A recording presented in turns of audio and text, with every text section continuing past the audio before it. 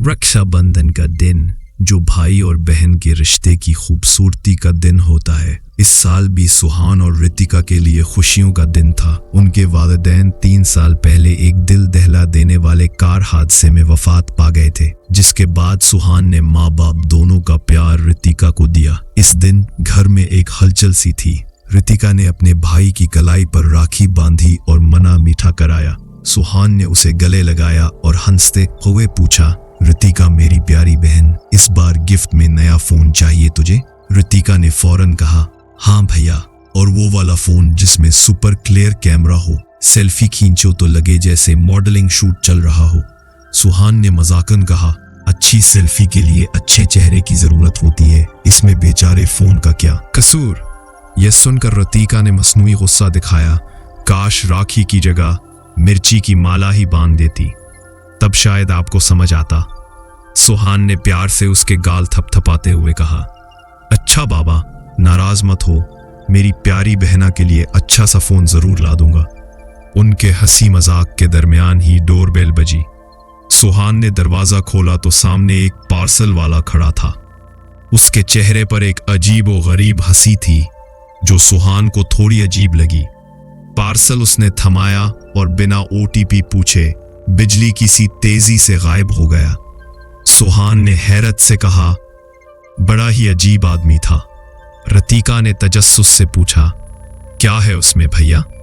सुहान ने बताया कि उसने उसके लिए हॉरर कहानियों की किताब मंगवाई है। जैसे ही रितिका ने बॉक्स खोला, किताब के साथ एक छोटा डब्बा और एक नोट भी था। नोट पर लिखा था, आप हमारे पहले कस्टमर हैं और इसलिए ये स्पेशल हॉरर गेम आपके लिए है। अगर आत्माओं से बात करने का शौक है तो उसे जरूर आजमाइए, मगर याद रहे कि अगर ये खेल खिल गया तो जो आत्मा आएगी वो सिर्फ खेलने नहीं बल्कि रहने भी आ सकती है। सुहान ने इस नोट का मजाक उड़ाते हुए कहा, आत्मा वात्मा कुछ नहीं होता, ये सब लोगों को डराने का नया तरीका है। लेकिन रितिका को शुरू से ही इस गेम से कुछ अजीब महसूस हो रहा था। उसने कहा, भैया मुझे तो लग रहा है इसे डस्टबिन में फेंक देना चाहिए। सुहान ने इसे छेड़ते हुए कहा, ओहो, तो इसका मतलब मैडम डर गईं? रितिका ने अपनी बहादुरी साबित करने के लिए कहा, मैं क्यों डरूंगी? सुहान ने तजवीज दी कि अगर वो नहीं डरी तो वो दोनों रात को ये गेम खेलेंगे। रितिका इस गेम के बारे में बहुत परेशान थी, लेकिन अपने भाई के इसरार पर वो राजी हो गई।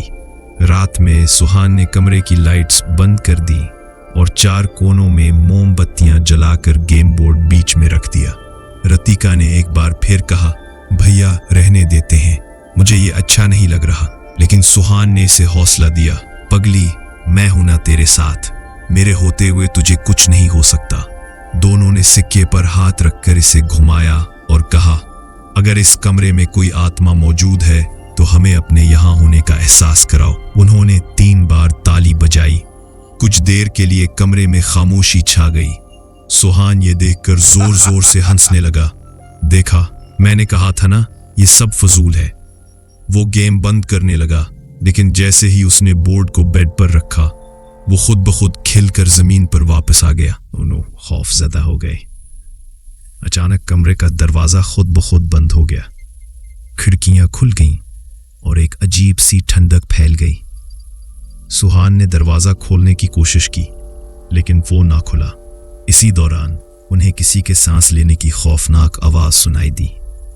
सुहान का जिस्म कांपने लगा और वो हवा में उछलकर सीधा दीवार से जा टकराया।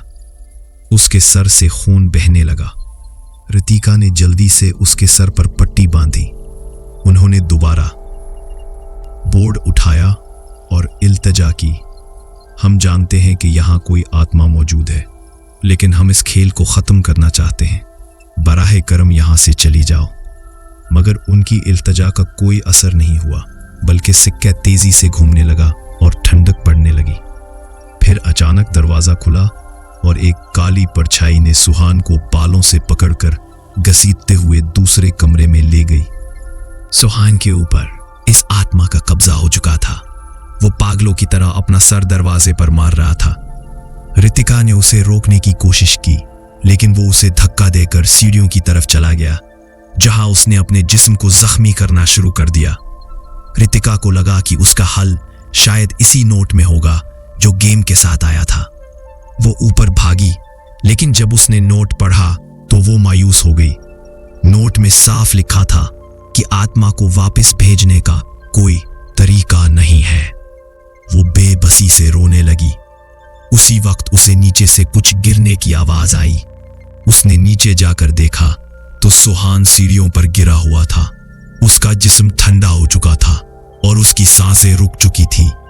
रितिका ने उसका सर अपनी गोद में रखा और रोते हुए कहा, नहीं, मेरे भैया को कुछ नहीं हो सकता।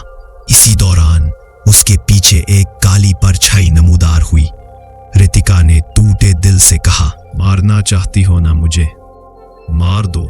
जब मेरा भाई नहीं रहा तो मैं जीकर क्या करूंगी? जैसे ही परछाई ने इस पर हमला किया, सुहान की आत्मा नमूदार हुई और इसने अपनी बहन को बचाने के लिए इस परछाई को पकड़ लिया।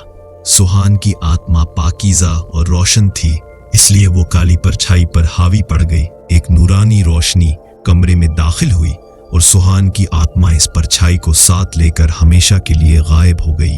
इस तरह सुहान ने रक्षा बंधन का वादा निभाते हुए मरने के बाद भी अपनी बहन की हिफाजत की। वो गेम हमेशा के लिए गायब हो गया, लेकिन रितिका के दिल में अपने भाई को खोने का गम और उसकी मोहब्बत की याद हमेशा के लिए जिंदा रही।